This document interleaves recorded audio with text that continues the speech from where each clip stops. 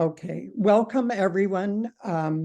My name is Lucille Bruce, and I'm a co-host for this webinar event today. I'm also the co-chair of the Indigenous Senior Research Committee, which is a standing committee of the Indigenous Resource Center in Winnipeg. I'm also a member of the Red River Métis Nation. Okay. Thank Carmen? you, Lucille. Hi, my name is Carmen Nedohin. I'm a lifelong Manitoban, and I am also the president of the Manitoba chapter of the Canadian Association of Retired Persons, representing about 4,000 members across Manitoba, and I'm really honored to be here today. I want to start us off by acknowledging that we are gathered here on Treaty 1 territory, the original land of the Anishinaabe, Cree, Ojibwe Cree, Dakota, and Deni's people. We also are sitting on the homeland of the Red River Métis. I also want to mention that our water in Winnipeg is sourced by Shoal Lake 40, which sits on Treaty 3 territory.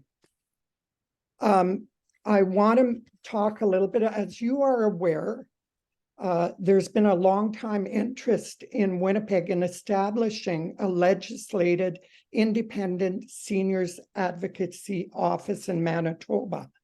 This public information webinar will help participants learn more about the role of seniors advocate from a British Columbia experience and perspective. Their office of the Seniors Advocate in BC was established in 2013. I will now turn it over to Carmen to introduce our guest speaker. Thank you. Isobel Mackenzine has over 20 years experience working with seniors in home care, licensed care, community services, and volunteer services. Isobel led BC's largest not-for-profit agency, serving over 6,000 seniors annually. In this work, Isobel led the implementation of a new model of dementia care that has become a national best practice and led the first safety accreditation for home care workers, among many other accomplishments. Isobel has been widely recognized for her work and was named BC CEO of the Year for the not-for-profit sector and nominated as a provincial healthcare hero. Prior to her appointment as the seniors advocate, Isobel served on a number of national and provincial boards and commissions, including the BC Medical Services Commission, the Canadian Home Care Association, the BC Care Providers, BC Care Aid and Community Health Worker Registry, and the Capital Regional District Housing Corporation. Isobel also served on the University of Victoria's Board of Governors. She received both her undergraduate and graduate degrees from the University of Victoria and has a certificate in healthcare leadership from the University of Toronto. Isobel is going to speak for about 45 minutes. There'll be a question and answer period of approximately 15 minutes following. Please send your questions to the Q&A icon that is at the bottom of your screen, and we'll bring your questions forward to Isobel in this manner. It is indeed my pleasure to introduce to you Isobel Mackenzine. Thank you. Good morning. I'm just going to share my screen here with my PowerPoint. There we go. And I'm going to get someone to give me a thumbs up that they see the slide on the screen. Perfect. Brilliant. Thank you. I am privileged to be speaking to you this morning from the ancestral territories of the Lekwungen speaking people of the Songhees and Esquimalt First Nations here on Vancouver Island in our capital city of Victoria. So I'm going to talk to you today about the role of the seniors advocate, the BC experience. British Columbia was the first province to establish BC seniors advocate. The legislation was passed in 2013, as Carmen noted.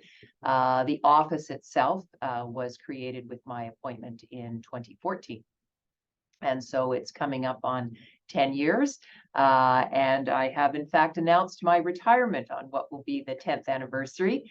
of the office. This one doesn't have a legislated term limit to it.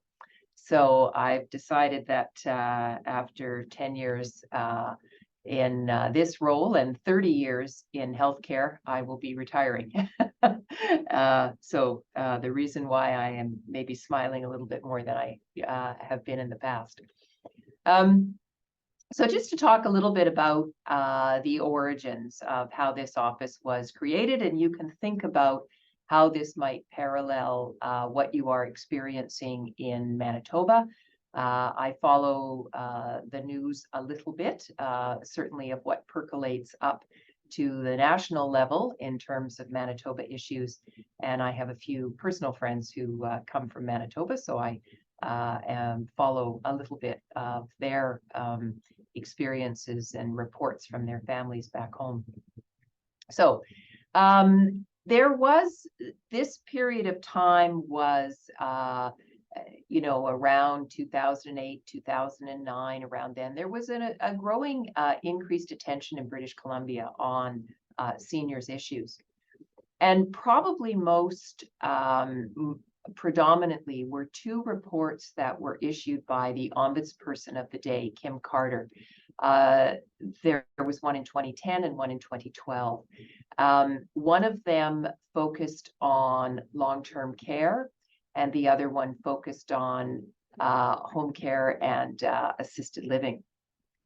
And those reports, particularly the one on long-term care, which I think had about 144 recommendations, was the first time there had been this very public review and public commentary on the state of long-term care in British Columbia. When you read the actual report, it actually doesn't sort of say, oh, the whole world is falling apart in long-term care. But it certainly highlighted what I would call fault lines that were appearing and widening. And if we didn't pay attention, we were going to see some significant issues down the road. And indeed, there were some issues that existed in the day. So and I don't think this is any different in Manitoba, when the ombudsperson issues a report, there is generally a response to that report. The government's response to the ombudsperson's report was what they called their seniors action plan. So they didn't go through each one of the 144 recommendations and say yes or no. They said, issues have been raised. We're going to have a seniors action plan, and I think it had about 12 points in it. One of the elements of that seniors action plan was to create an office of a seniors advocate. That actually was not an explicit recommendation of the ombudsperson, but that was one of the commitments of government in response to it. Now, it's important to understand what was happening at the same time in British Columbia, and I realize that this has recently become perhaps a little bit more controversial, but we had a very strong representative for children and youth in the province at that time, who was very forcefully advancing the needs of our children in care and many of our First Nations children.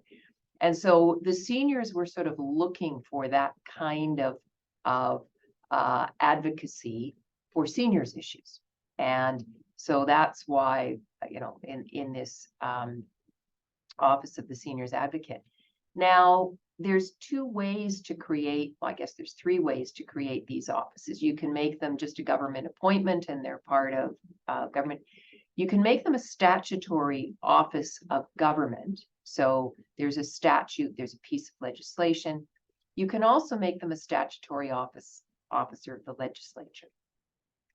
Now, I think there was great debate at the time about whether it would be a statutory office of government or a statutory office of the legislature. In the end, the government of the day made it a statutory office of government. So there is a piece of legislation. It's called the Seniors Advocate Act. It compels the government to appoint an advocate, and it conveys to the advocate powers, rights, authorities, obligations, duties, etc., that are spelled out in the Act. I'll talk about it a little bit later. And So in order to not have a seniors advocate, the government would have to change the legislation,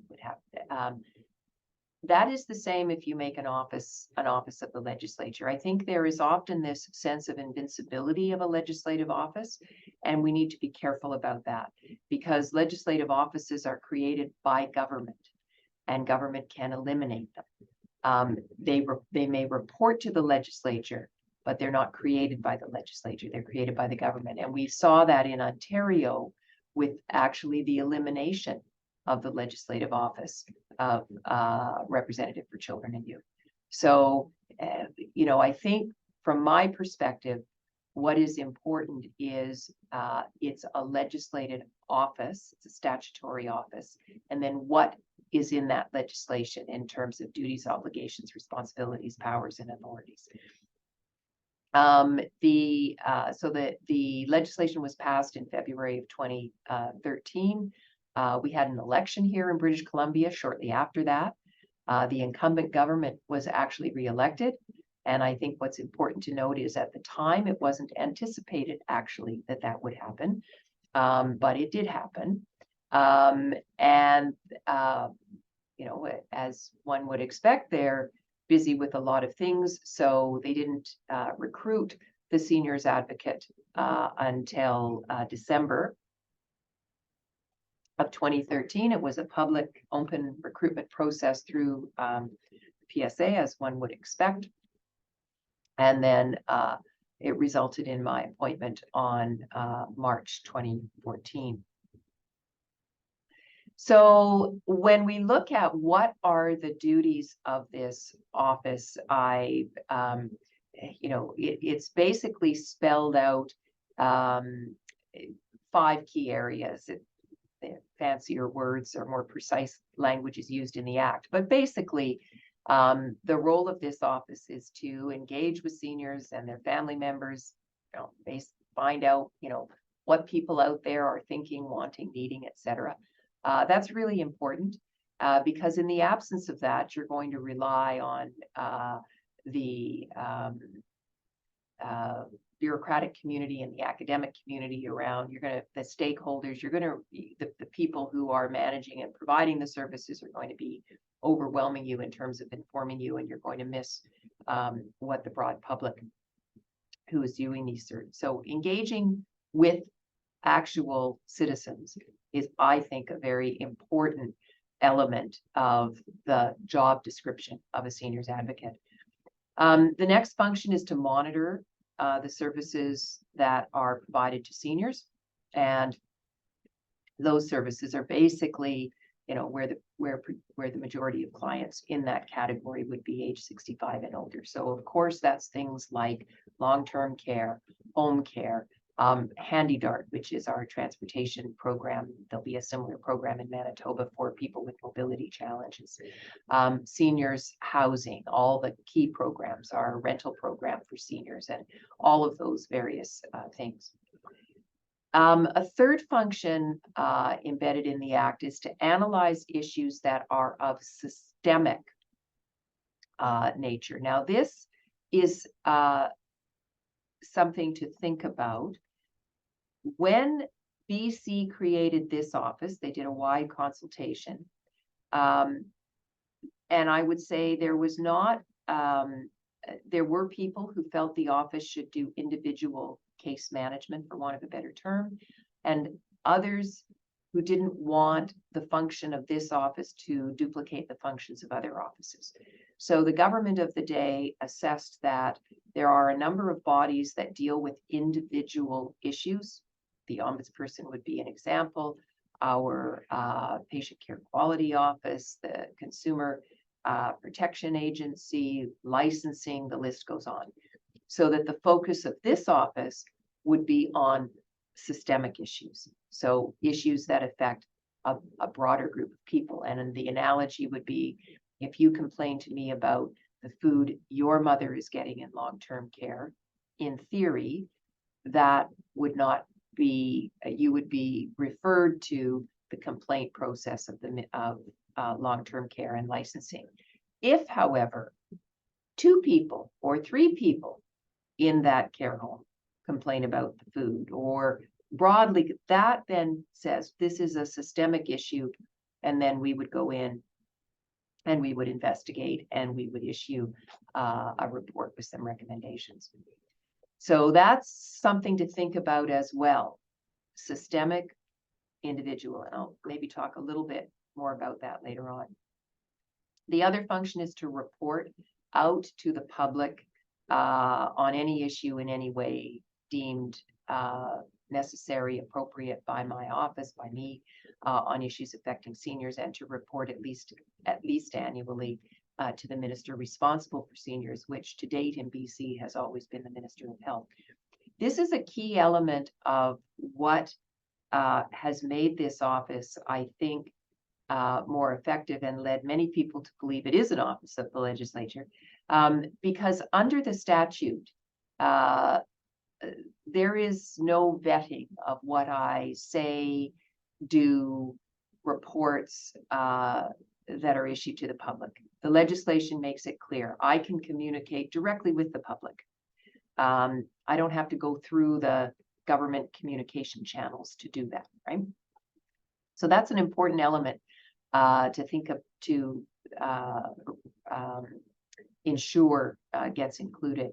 And then the fifth function is to refer seniors and their families to the services that they need. So we perform a function around, the 1-800 number, and I can talk about that in a minute, and connecting people. And this was part of the function of the office isn't to solve your specific problem, it's to solve problems in the system. And then for your specific problem, we will refer you to the appropriate agency. Now, in reality, we do individual. I mean, we will make a phone call on someone's behalf. We will do those kinds of things. It's not part of our formal job. And you need to think about, and because I've thought about, should we be doing more of this or that?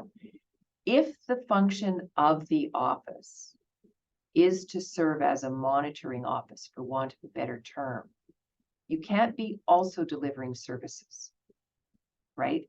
If your job is to monitor the services, you can't. So if we took on a formal role around case management, who would be assessing our efficacy in that case management, right? Versus our role is to say, somebody should be doing this case management with, right? And here is how it's being effectively done or not done. So you need to think about that as well. So the other thing, so those are the functions of the office, the 5 functions. That's on one axis. The other axis is, in what areas are we going to perform these functions? And you need to think about that. So when this office was created, the government of the day, and I, coming from community health services, I think this was appropriate. They recognized these broader determinants of health, as we call them, that impact seniors. So this is not, even though the genesis of the office was driven by a report on long-term care. Long-term care is a very, very small part of the basket of services that are impacting seniors' ability to live safe and dignified lives. So they named the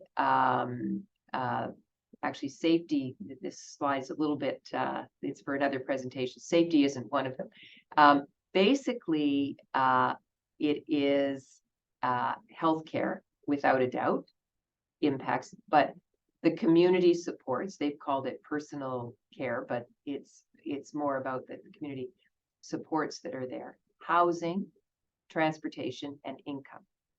So those are named in the Act as the areas, right? So we perform these functions when you're assessing.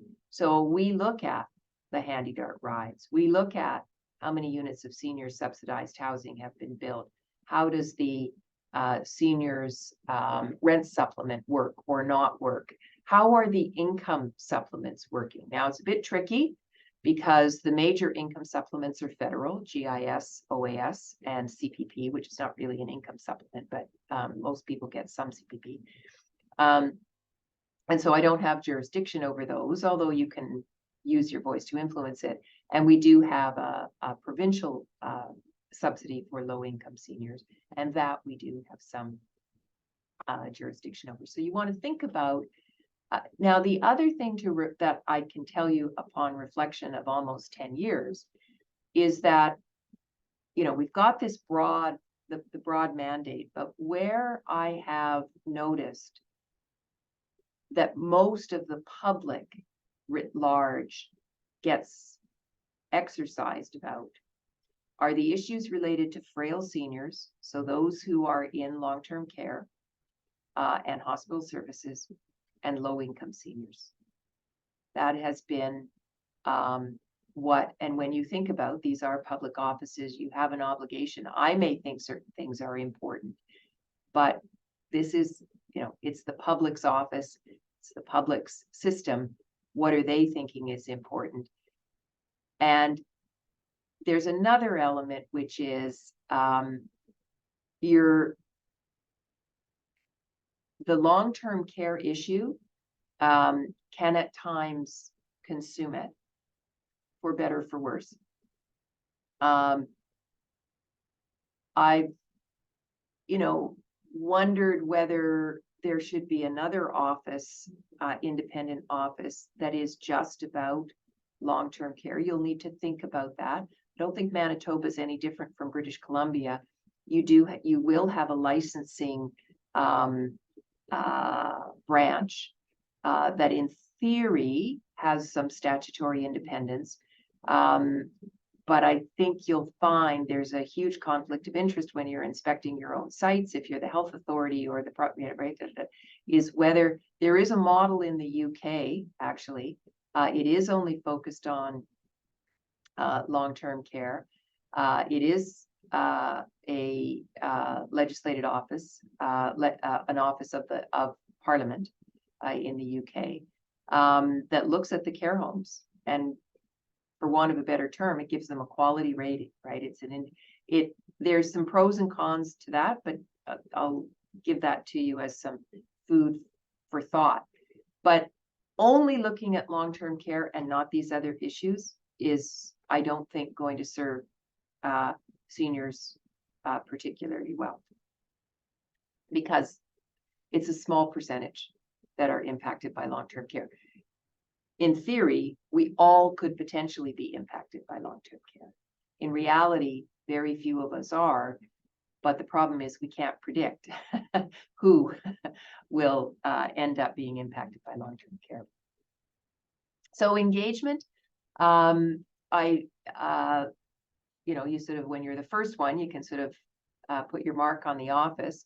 I spend a lot of time speaking to seniors, to groups, to stakeholders. About 40 to 50% of my time is outside the office, traveling about the province. And I think that that is really important, in large part because and this will be the same in Manitoba, life outside Winnipeg is very different from life in Winnipeg. And if you don't get out and engage, you can find yourself making some very Winnipeg-centric decisions. And I certainly have found that. The information and referral system, we have a 1-800 number, we have a website, all that other kind of stuff. I think we get about 10,000 calls a year. This is an area where I think we probably could do more, but we would need significantly more resources to do it. So it's the old, if you're going to tell everybody, if you're going to invest in a campaign to tell everybody, call us, you've got to have somebody to answer the phone when they call. You can't set it up for failure where you say, call here, and then phones crash and people are disappointed. So you also need to think about the relationship between the mandate and what will be the resources that will be required to meet that mandate, right? And the other thing about that on resources and mandate, and this will be a challenge because I think Manitoba has got over 1 million in population, but not, but it's not 2 million, I don't think. So, and this is really a challenge with the offices in the Maritimes where the population is small, but there's a basic infrastructure you need of office regardless of the size of the population you're serving. And that's going to be the challenge. So on a per person basis, it is going to cost more to operate the Manitoba office than the BC office because we, there's a certain infrastructure that's the same whether you're serving, the 5 million British Columbians or the 1.3 million Manitobans. And then there's a little bit that and that would be, and I think that will be the challenge. Because if a government sets up the office but doesn't really give it, much resource, it's not going to be as effective as it can be. So we have 17 staff here where we have often operated at less than full complement, but that's not because of budget considerations. That's just a whole. I would say in a smaller office, you probably don't need an executive director of corporate services and operations.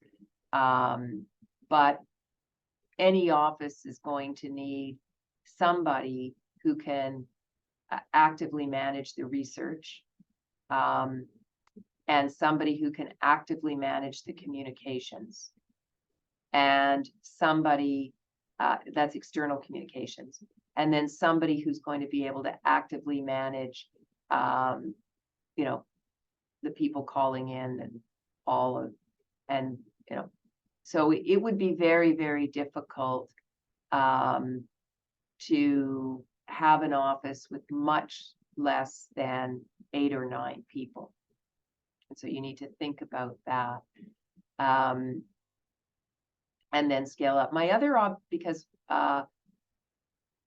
and when people talk about, because our office is smaller than, for example, the ombudsperson or the representative for children and family, the question would be, what would more people do? My observation is that in any given year, you can only produce so many reports for government. I could do a lot more reports, right? I could get more research staff, but for what purpose? Because government can only respond to so much. And so I think that has to be, that's a reflection on the 10, if you're going to come out with, you can maybe come out with 3 or 4 reports a year. And even that every single year is pushing it.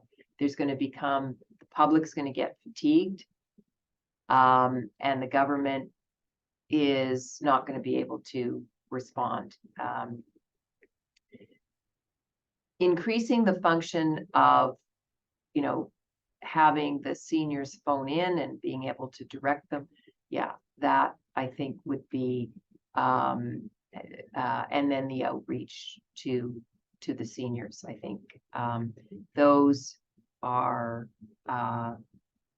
areas where you can have, I think, a lot of growth or emphasis. We've chosen to have a couple of ongoing, so we do these reports on issues in a given year, but we also, the monitoring process is actually a person's full-time job all year. If you look at our monitoring report, the data, you've got the sources, you have it I didn't believe it was going to take that much, but you're working with a variety. Government works very slowly and very bureaucratically, and that has not been helped by COVID. So, there's some ongoing functions reports we do in our monitoring, and you got to keep the people on that all all the time, right? So that's got to be recognized. So in British Columbia, we have, well, it's an independent statutory office of government. So, you know, there's lots of oxymorons there. Technically, can the government fire me? Yes. But they can't fire me for speaking out in a defensible, because I mean, that is sort of my statutory duty obligation. The other thing to remember, and I have raised this, and is if an office of the legislature has a term that is subject to renewal, governments can effectively choose not to renew the person. Right? So this notion, although in BC, interestingly enough, with our Auditor General, we went for a 1 8-year term appointment. I actually think that's the way. If you're going to have, if your purpose, let me rephrase that. If the purpose of the legislative office is independence, there should not be a renewal.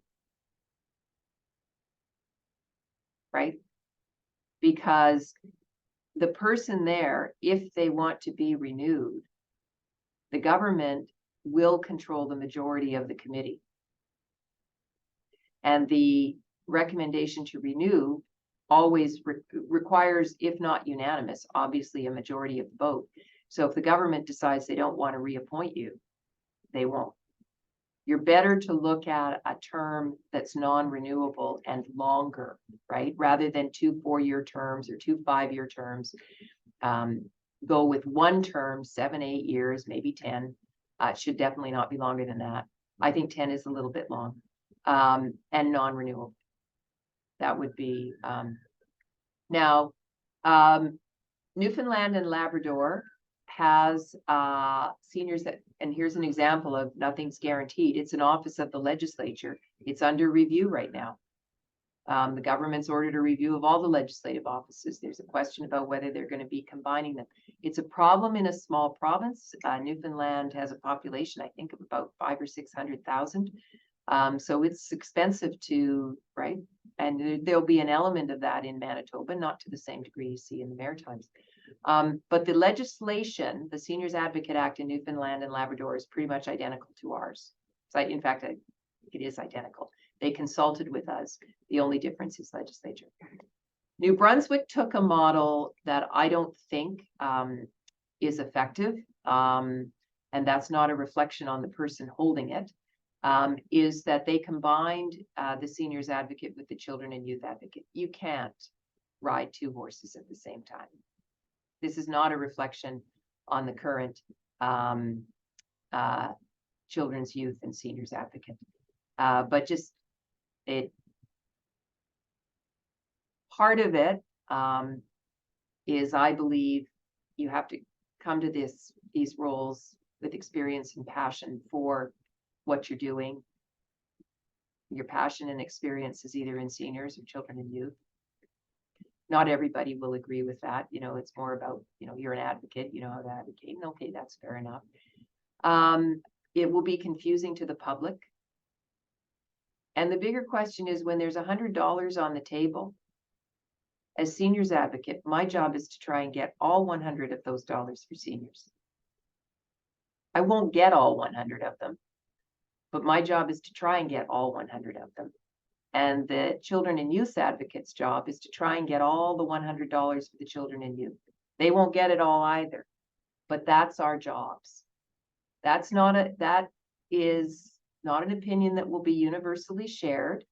And people will talk about, oh, you collaborate and, you know, you get reasonable and, you know, well, some of it should go here and some of it should go. And that's all true. But I don't believe that is our job as the advocate. That's the job of the government. I believe these positions, regardless of which constituency you're advocating for, is to advocate for them. Government's job is to choose the priorities around how it's going to spend that $100. That's how I see the difference. And so I don't believe you can combine these offices effectively.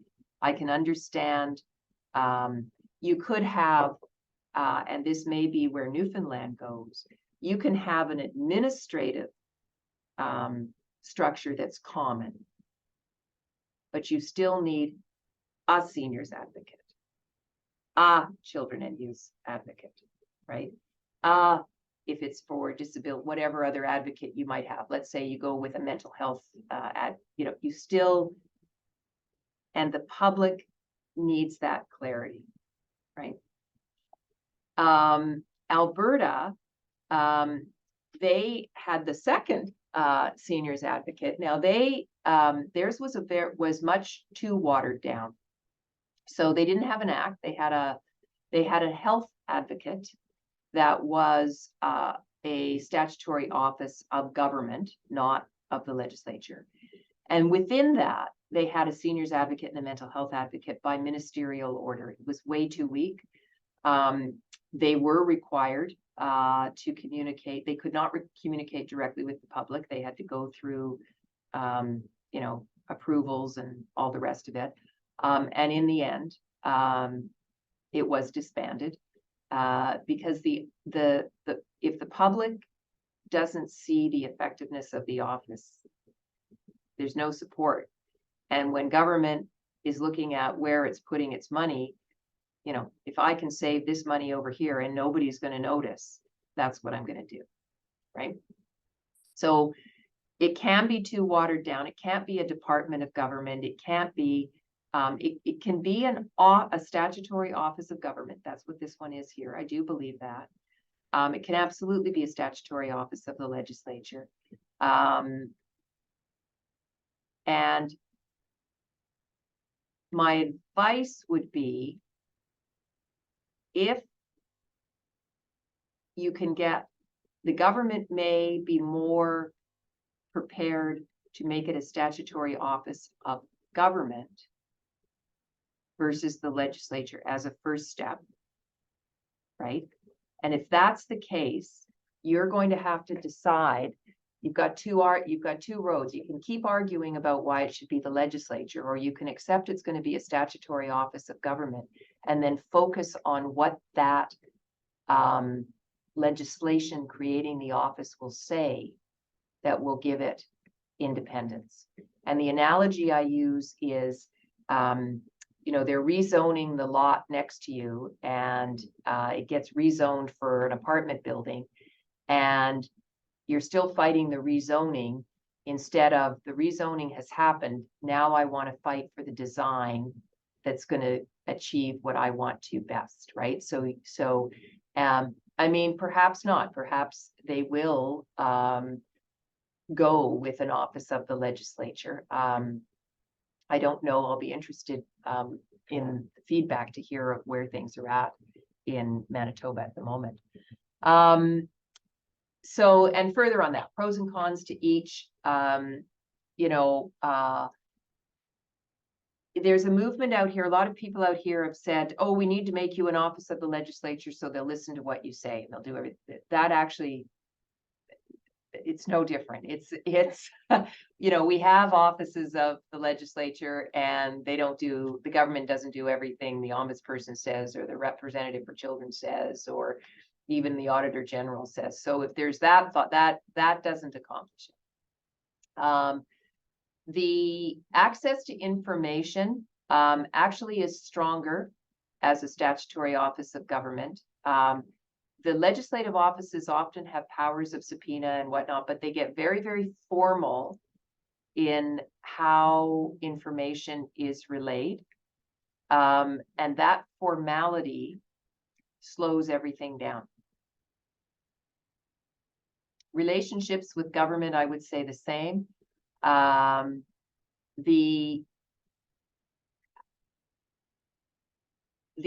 ability, I've never felt pressure from government on anything, but the special interest groups have pressured government. That would not happen if it was a legislative office.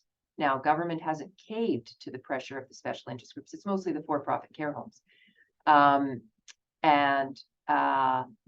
But that is one of the differences that I see, is that if this was an office of the legislature, there's no minister to go to and have a meeting with to complain about me, right?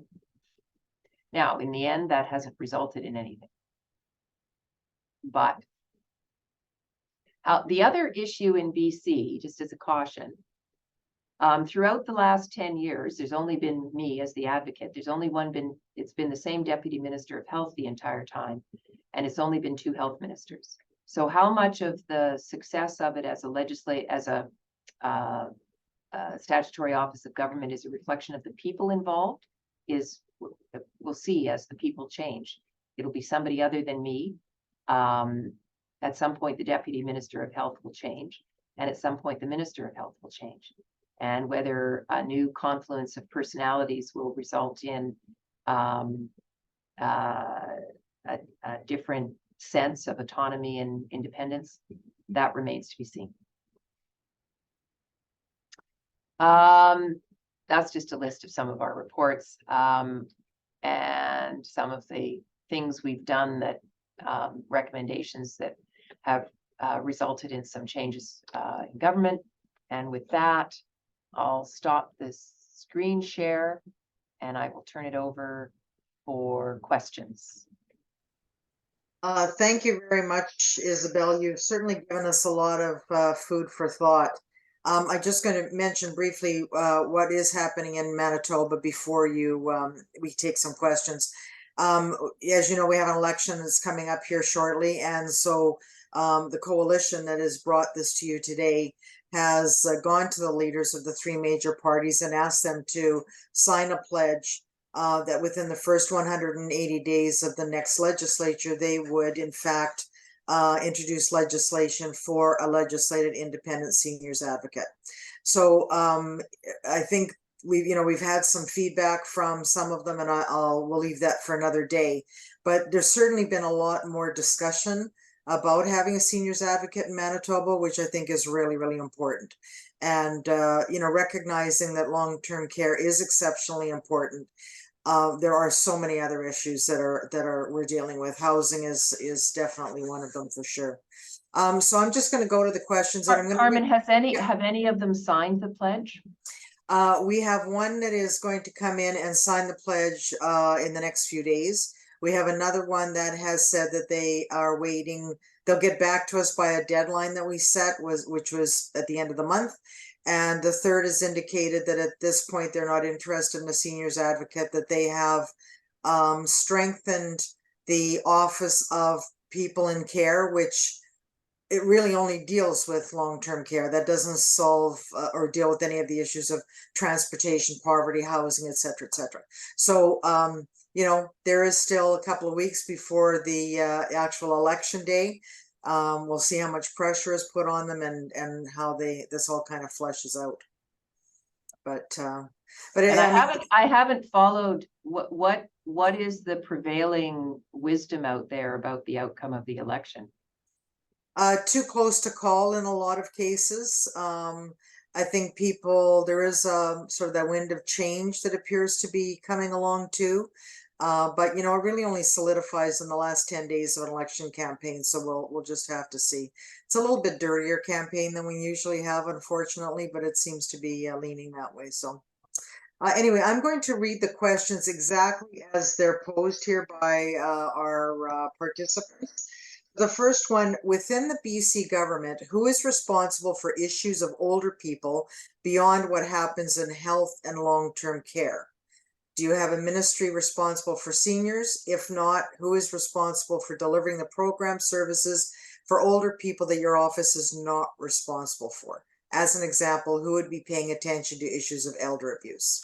Okay, so the short answer is that technically, the Minister of Health in BC is designated as the minister responsible for seniors. That's a formal designation. He's not called Minister of Health and Minister for Seniors, but he's called, okay. But the more complicated answer is there's different programs in different ministries. So the minister responsible for seniors is the Minister of Health. So he's dealing with the health issues. And then there's our Ministry of Social Development and Poverty Reduction, which there's a version of that in every province, whatever ministry deals with income assistance. They deal with some of the issues related to the income supplement we give low-income seniors. There's the minister responsible for housing that deals with the housing for seniors. Some of the abuse issues related to abuse are under Attorney General with our Adult Guardianship Act. So it's embedded in several ministries. And I suspect that is similar in all provinces, even those who might have a minister for seniors, that there's these things that are in all these various other ministries. Michelle asks, who in BC deals with adult issues that might be similar to issues of older people, but they don't fit within the category of a senior? For example, individuals who have early onset dementia or those who have mobility impairments.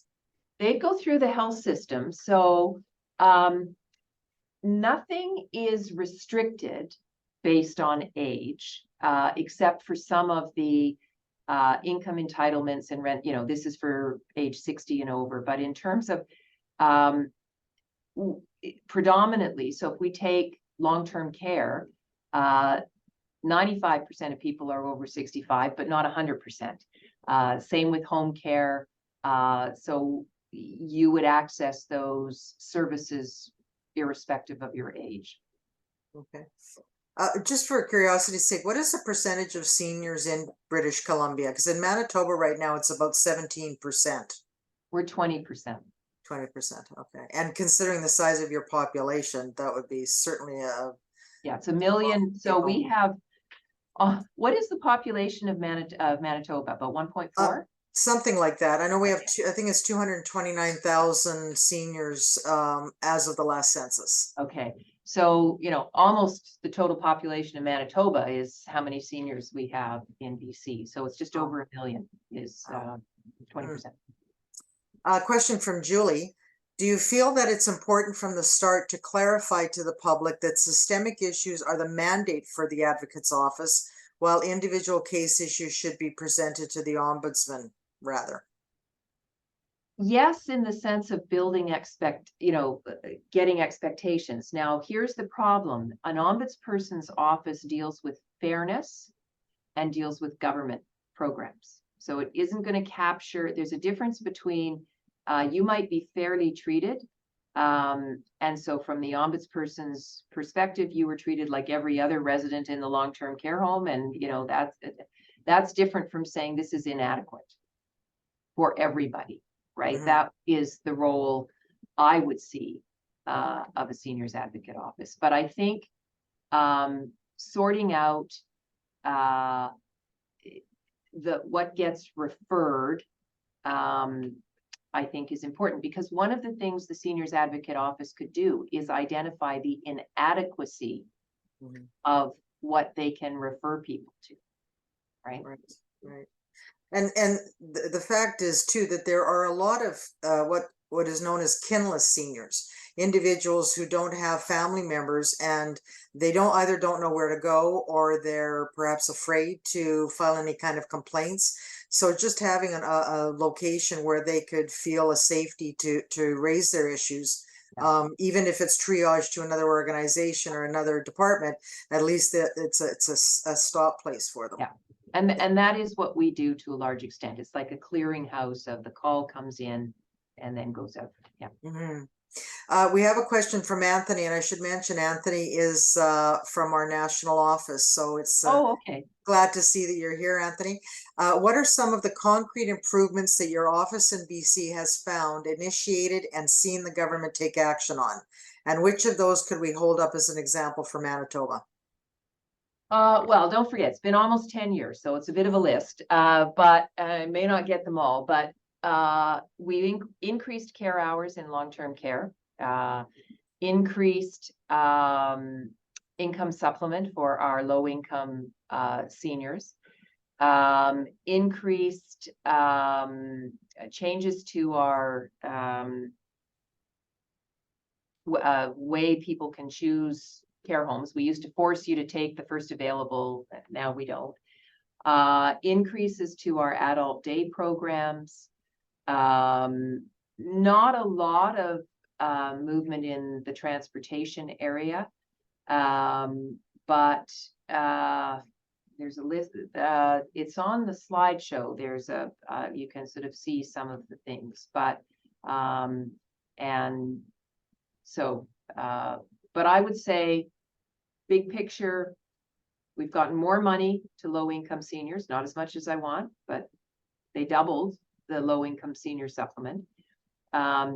Increase in care hours. We got to the point where we were the leader in the country, but now we don't have the new target. Adult day programs, we absolutely were making progress on that before COVID hit. Changes to our Assisted Living Act to enable people to stay in assisted living longer before they have to move out. And identifying a lot of the issues with regard to our rent supplement for seniors as being highly inadequate. We saw a little bit of a bump. Again, not as much as we need or want, but more than we have. Well, progress is definitely slow at times, but at least it does move forward, and that's encouraging. And I just want to mention that I think in Manitoba, and really across the country, if there's any silver lining in COVID, it's that it peeled back the layers so that people could see what exactly was going on in long-term care. Because until then, there was no real connection to those entities unless you had a family member who was in them.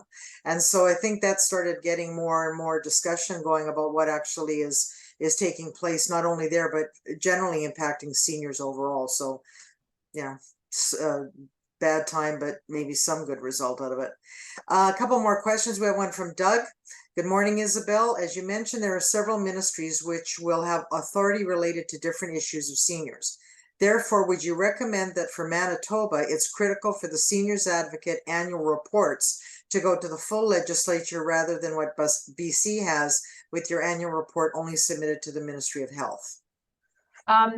Well, my annual report does go to everybody in the legislature. I send a copy to every MLA. I don't think that would make a material difference, frankly. As I say, there's this thought that somehow if it's a legislated office, the government is going to do what you say. But the evidence has shown with the legislated offices that we do have that does not, it's not axiomatic. There are offices that have regulatory powers.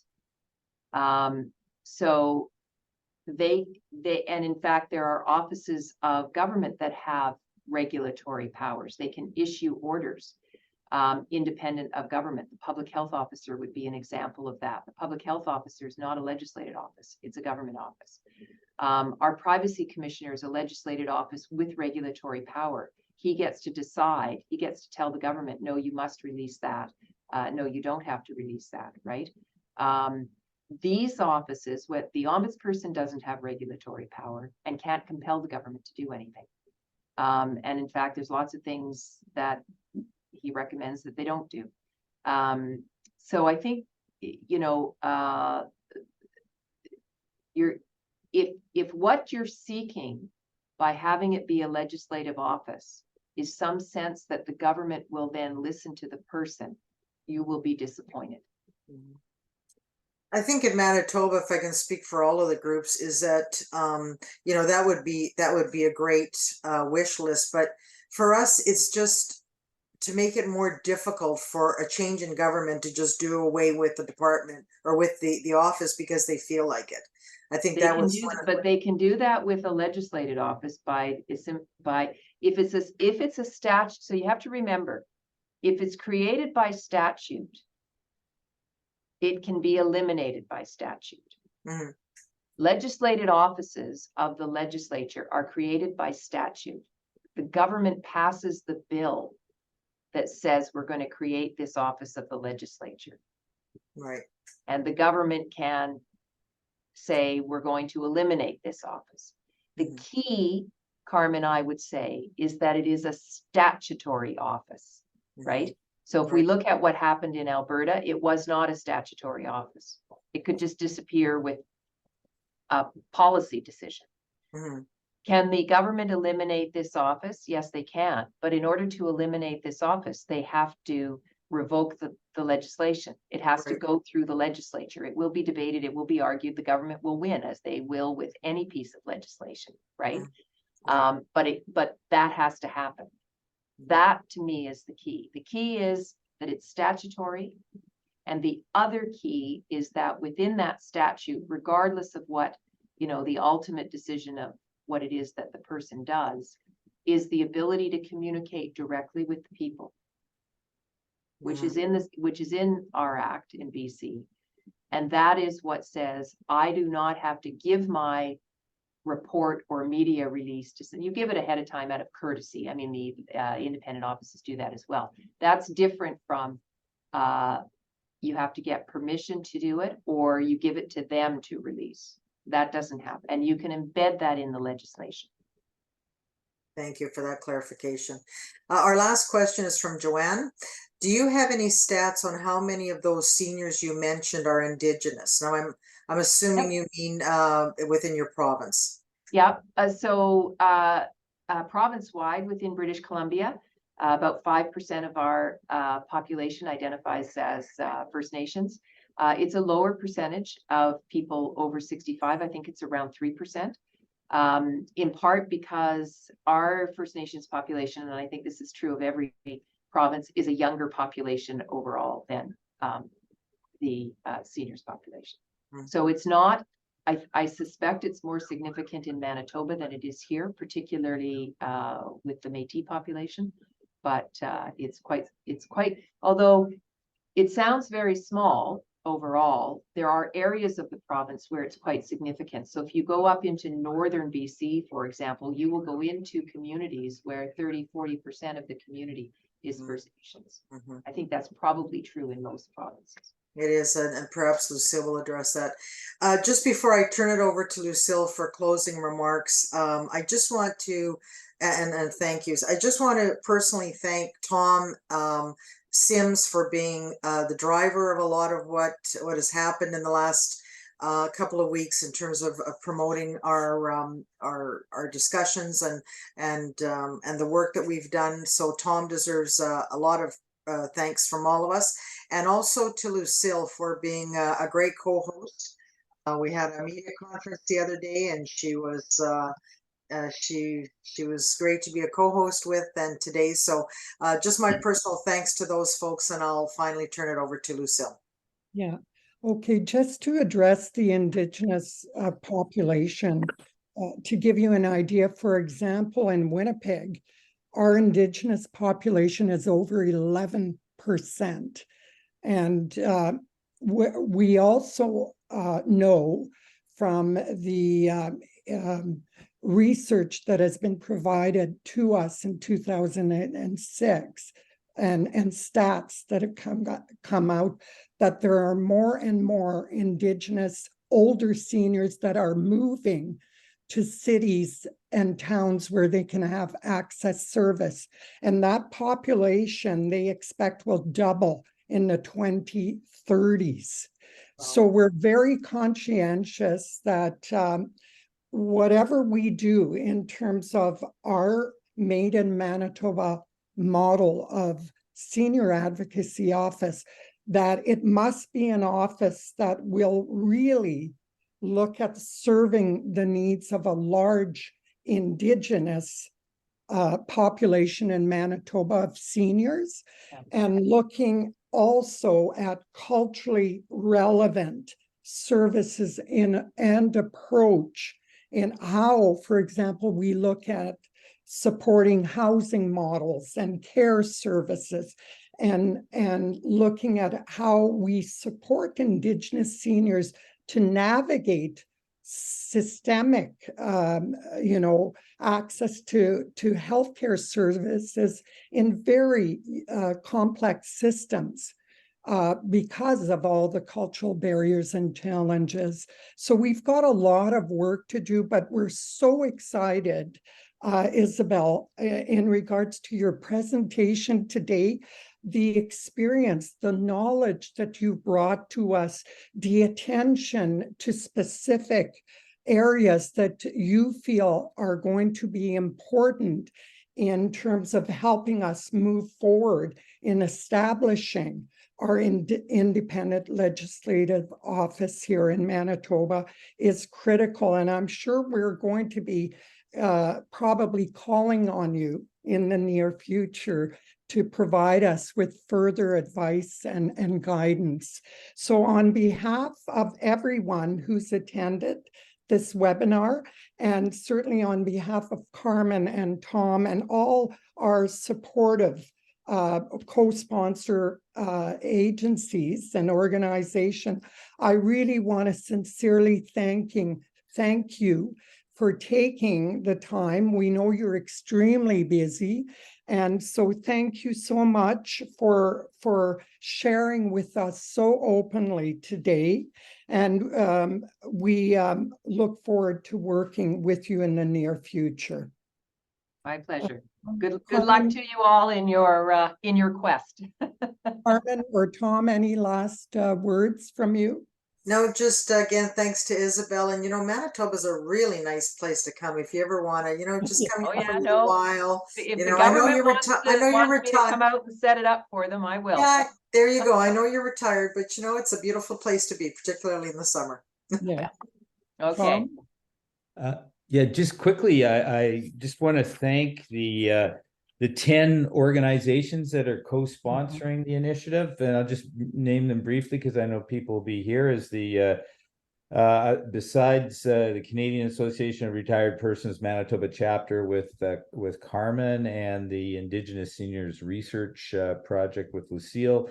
There's the Social Planning Council of Winnipeg, the Aboriginal Council of Winnipeg, Immigrant Partnership Winnipeg, the Canadian Center for Policy Alternatives, the Manitoba Division, the Rainbow Resource Center, the Manitoba Health Coalition, the Cerebral Policy Association of Manitoba, and the Community Education Development Association. So we really appreciate all the co-sponsoring organizations that are working together, and as well, Isobel, we know you're busy, and we really appreciate your taking the time for us today. My pleasure. My pleasure, John.